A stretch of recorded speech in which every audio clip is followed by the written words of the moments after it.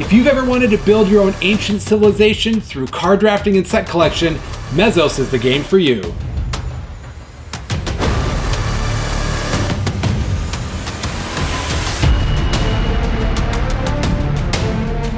Welcome back to another episode of Talking Cardboard as we are working our way through our Pegasus Spiele series of review copy games that they gave us at Con of the North 2025. As always, if you like any of our content, hit the subscribe button, like this video, leave a comment. We love interacting with the community, and a special shout out to our patrons. If you're interested in becoming a patron, check out the link in our episode description. As always, I'm your host, Jerch. To my left is Corey, and to my right is John, and we're reviewing Mesos, which is a very interesting kind of card drafting game. Corey, kind of give us the details on how we got a hold of this game. So like you had mentioned in the intro of this video, at Con of the North 2025, a local convention here in the Minneapolis area, Minnesota, we met with one of the representatives from Pegasus Spiele, and they were nice enough to donate a handful of review copies of games, and Mesos is one of them. Check out, like George said, the series of videos that will be releasing soon here on the channel with a whole portfolio of their games. All right, John, what are the basic mechanisms of Mesos and how do we play? Yeah, at its core, Mesos is a card drafting and action selection game. What you do in this game is you use your little totem to select an action, which is going to let you draft cards into your tableau. The cards can consist of villagers or buildings. Villagers, I think there's like 6 different types. Yep. Some let you hunt for food, some help you during events that trigger during the game, and some are solely pretty much for endgame scoring. The buildings themselves can also vary between elements or buildings that help you for the events that come up or endgame scoring as well. Once you go through the 3 eras, the game ends, and that's where you kind of count up your prestige points, and whoever has the most prestige points wins the game. Yeah, it's a pretty straightforward premise with a lot of different avenues to success. Corey, as we were playing through this game a couple of times, you mentioned a lot of the other more well-known games that this is like. What were some of the ones that came to mind? Yeah, there's some huge hits of games that have come out recently within the past few years. I would say Parks being one of them that this was very reminiscent of for me in my mind as we're playing, because for those of you familiar with the Parks game, you have locations that you are essentially sending your hiker down, and depending on which location you stop on, you collect resources of that type and then use those resources or turn them in for cards for set collection. And this felt very similar. Obviously, there's some differences to it, but very similar to Parks. And then also Nidavellir, which is a Viking-themed set collection game where you're drafting cards to set collect to get various victory points for the different collections of Vikings that you had. So this game had a lot of mechanisms that were intertwined, kind of borrowing from those 2 games in my mind. And another one that I'd like to throw in is Sushi Go, where it's not necessarily the card drafting where everybody gets a hand of cards, you pick one and pass, where the options you choose is, am I drafting from above the line or below the line? And then that's kind of how you're drafting your cards to put into your tableau, where you're set collecting, where you're getting multipliers, that type of thing. Yeah.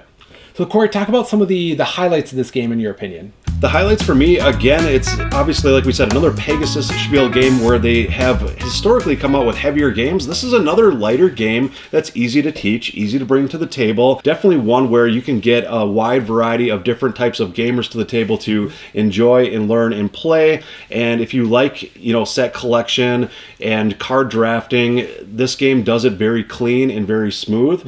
And it really doesn't overstay its welcome too. It plays fairly quickly. It says in 30 to 45 minutes. It's more of that light midweight style game.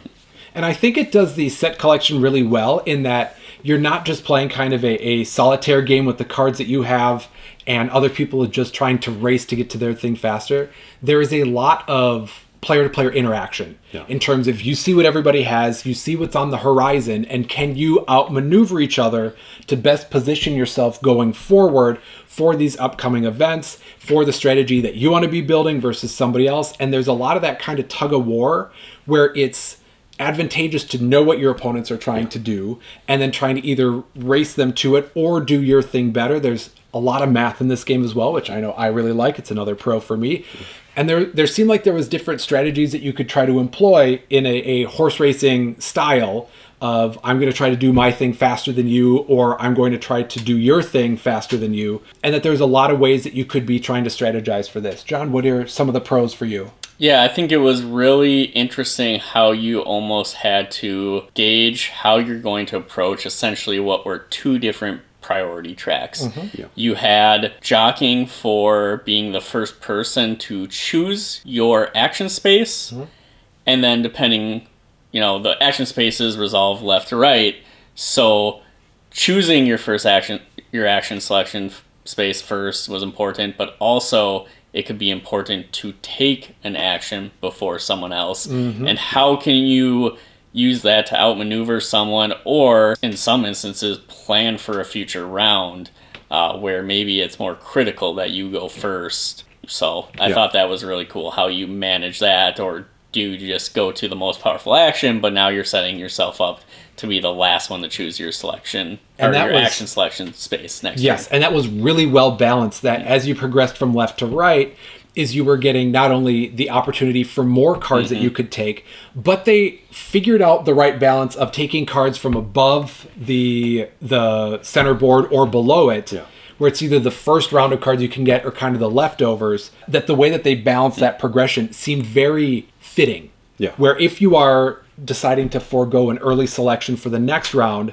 that you are getting much stronger cards and opportunity at that. And I mean, to an extent, you're kind of getting the leftovers, because as you're going further to the right, you're getting choices after, but you're typically getting stronger cards. I thought it was really well done, where another game that the selection you make dictates the order for the next round in Queen Domino. Yes. Where sometimes that can be really helpful, but then other times, if all of the tiles are relatively similar, you don't feel like there's much of an advantage to going early. But I think in this, you really had the opportunity to choose that's the style that you want to play. And I thought that was really well done. Yeah, that turn order aspect of the game left for some difficult decisions to make, for sure. Like you said, in Queen Domino or King Domino, you can get the better action, but then you're going later in the round. And with events that came up with, like, feeding your villagers, for example, if you are taking that lesser action to go first in turn order for the next round, that is advantageous because you get 2 free food from the bank to then help you feed your villagers. So there was not only tension with trying to suss out what your opponents were going after for their set collection, but also that whole turn order aspect to it and action selection with the better actions and weaker actions with that whole thing as well. Mentioning Queen Domino, it reminded me of that for sure, and definitely a huge pro for me. And John, I know when we play kind of quicker mathy games like this, you tend to be very probative in the strategies that you employ. Like, you are trying something new and you're seeing if that works out. And it seems like that this game is really conducive to that. Did you, as we played through this a couple of times, did you find that there were different avenues to success in this game? There definitely were, and I think at one of the playthroughs we actually thought there was almost an overpowered avenue to success, and then quickly realized that perhaps while it is a good strategy, not as overpowered as we thought, or maybe it was played incorrectly. It was Corey, who knows? But no, it seemed like every path was viable and could help you towards victory, because even the villagers that maybe didn't produce victory points prevented you from losing victory points, subtracting off the amount of food you'd have to pay your villagers to keep them fed, which is extremely powerful in the grand scheme of things, because you can lose a lot of victory points if you're not taking that into consideration, and that can be difficult at times. So very, very interesting how all the different villagers play into this and what paths you can take. And it was, like, touching on that point as well, it was very well balanced between what each of the villagers could contribute. Is we thought, if you're going with this one particular strategy, it's going to put you way ahead and that you're just going to front run throughout all of it, because we tried it once or twice and it looked like it was going that way. However, when the dust settled, is that wasn't a tried and true, just automatically you're going to be ahead, you're going to win way. Yeah. And as long as you were executing your strategy soundly, is you were doing well. Yeah. And there was a lot of tension between what each of us players were doing to kind of combat the other strategies. There was different ways to pivot in terms of, there's a few points where each of us were trying to calculate, okay, if I take this one villager, I net myself 7 points and it kind of hurts somebody else 3. But if I go this way, then I give myself 15 points, but it doesn't actually give anybody any negative. So it wasn't petrifying in terms of the math or the thinking you could do. There's a lot of autonomy in your decisions, and also a lot of opportunity to switch things up and try different strategies with it. Corey, how do you feel about that? Yeah, definitely. I agree with all that. I thought there was, there being the 6 different cards too, there was definitely a new strategy to try each and every game. And like we said, some strategies did seem a little bit more powerful, but maybe they were just more new player friendly, for example, because the last time I tried more of the hunter strategy, I believe it was, I still lost, but the scores were a lot closer. I feel like if you are paying attention to the players you're playing with and what they're going after, it's definitely a game that you need to pay attention to what others are doing to try to not only benefit yourself, but like you said, maybe net positive more so than your opponent by maybe giving them some negative scoring and that sort of thing. But keeping tabs on feeding your people is definitely a big thing as well. So you can't just completely wash your hands free of taking care of your own people as well. So there are at all times more than one thing to think about, but a pro for me too is it didn't seem overly complex to where there was just too many things going on to keep track of all at once. Yes, agreed. There was a lot going on, but it never felt like it was too much. That all of these things were in pretty good balance. Yep. And there was a lot of opportunities for you to try to shore up your shortcomings in just one turn. And there, even if there's like a kind of a tug of war or push and pull in terms of your scores and it was swingy, you could always feel like you were building where you were going, or you could pivot if you needed to, and you're never too far behind or too far ahead to feel like that this wasn't a really tight-knit game. Yeah. But having said that, I think that the more times you play the game, obviously the better you're going to get at it. So it's not just completely roll the dice or luck of the draw or see what happens. There is a lot of that strategy with the few different levers you can pull throughout the game. Yes, absolutely. A lot of strategy, but it wasn't over the top. You were min-maxing and it was just an equation. But then on the flip side, it wasn't, like you said, just kind of rolling dice type of thing. Right. So now that we've covered a lot of our pros with Mesos, John, what was something that hit you as more of a con in this game? I think my main con was the buildings. There were some buildings that seemed very difficult to take advantage of, and therefore just were not very powerful or interesting to see beyond the table. But other than that, I think everything in this game felt pretty solid. Maybe just the combination of buildings we got just didn't work out for a couple of the games, but that would probably be my only con. Okay. Corey, what do you think? My biggest con for the game so far, and we're just talking about base game, obviously, I don't think there's any talk of expansions quite yet, but the variability in the gameplay, we did play it a handful of times, and I do feel like it, even though the game does have some variable strategies and some different levers you can kind of push and pull each and every time you play, I think after about 5-10 plays, it will kind of feel like the same game, or at least when you're playing with the same people and over again, it will, I think, start to kind of boil down to feeling like it's the same experience. So for me, that was the biggest con. Yeah, I would want to piggyback off of that. Is in terms of the buildings or the events that would kind of happen, is they were pretty predictable, and there wasn't a whole lot of variability or swinginess in terms of, oh, I haven't seen this before, oh, this would be really good for me this game. There's some where it's like, okay, I've got a few of these types of villagers, I'll add this, and then this might have a little bit of a benefit for me, or this didn't show up till the last turn or two of the game, so okay, this isn't going to be that great getting one extra card at the end. Maybe it is, but I just didn't feel like that there was a whole lot of exploration or excitement or variability in how you play it. And then if it can be predictable, you can start to game that out and build up for what you know is going to be coming, because all the events are 100% certain in this. You play all the way through the deck every time. So there's a little less variability, or then I guess in my mind is a certain amount of replayability, because you know all of the notes that you're going to hit as you're playing this game. Yeah.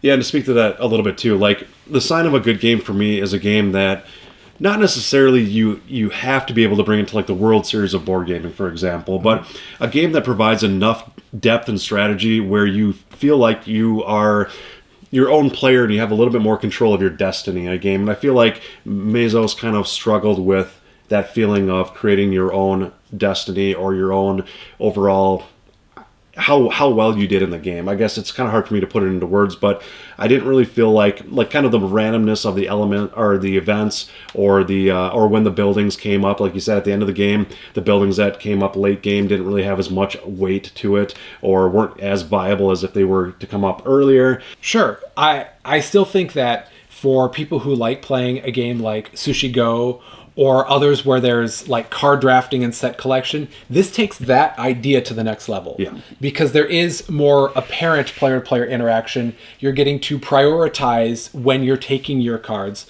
So I think it does that really well, which means that it's a game worth playing and worth exploring and playing through a couple of times. Yeah. Well then, I guess we can get into the final reviews on how we felt about Mesos. Corey, start us off. Yeah, just speaking to everything that we said with both the pros and the cons, I think it is approachable. It's light enough. It's definitely a step up from like a Sushi Go or like a Parks, or it's kind of more on that like Nidavellir weight, or like the Queen Domino aspects to it, bringing that in, that really added some enjoyment for me as well. So it's definitely a step up from just a basic action selection card drafting game. So I did like that it added that extra layer of complexity to the game. For me, it's still it's a solid enough game where I wouldn't mind bringing it to the table every once in a while and playing it. It's not a game that I want to pull out each and every time. I'm not going to bed thinking about it at night, that sort of thing. So it's going to be a 7 out of 10 for me. Still a solid score. That 7 out of 10 is probably where it's going to sit for a while, unless it really added some more cards or even more variability to what you're doing in the game. I just think at this moment it's kind of more rinse and repeat, kind of seeing the same thing unfold each and every time after you've played the game 10 plus times. So I think for now it's going to sit at the 7 out of 10. Yeah, I like this game. I like card drafting games. I like set collection. I like any opportunity where I get to use my math skills. And this game definitely does that. I really enjoy Sushi Go. And this adds a more kind of competitive player-to-player interaction version of that. I'm going to give it a 7.5. I think the artwork is fantastic. It's got a really great color scheme. The theme, it works for what the game is asking you to do. It scales up to 5 players, which is nice. It's a quick game. It's easy to teach, and it's something that would be a great filler game. Yeah. But it doesn't do anything over the top really, really well. Like it doesn't have elite level player-to-player interaction. Set collection for games kind of has a ceiling in terms of how much replayability I find in that. So it's something that I'm glad that we're playing. I'm glad that we have it in our collection. And if we're trying to have kind of a palate cleanser between really, really heavy games, this is one that we'd be able to pull out, we'd be able to have a few laughs and have a few really solid kind of interactions. And then we would move on to a different style of game or something that would be challenging a different part of our brains and our competitiveness and game playing ability. So yeah, a 7.5 on this. I think that it's a good addition to collections, and it's something that we might be able to circulate in amid like big board game marathons. Yep. All right, John, take us home. How'd you feel about Mesos? I'm just going to come right out. 7 out of 10. I think it captures the ease to play. Time to play is pretty short, and it's easy to teach. Those things are really good. I think it's also pretty solid for a card drafting action selection game. However, I don't think I would choose this over some of the other action selection card drafting games we've played or recommended over those. So that's the only kind of drawback. I think it's put itself into a corner a little bit, like Corey said. It needs a little more variability for me, or something to give it that little extra oomph to push it past that. So 7 out of 10. Awesome. So if you're looking at set collection games, if you like the card drafting element, tableau building, Mesos might be for you. So get out there and play some more games.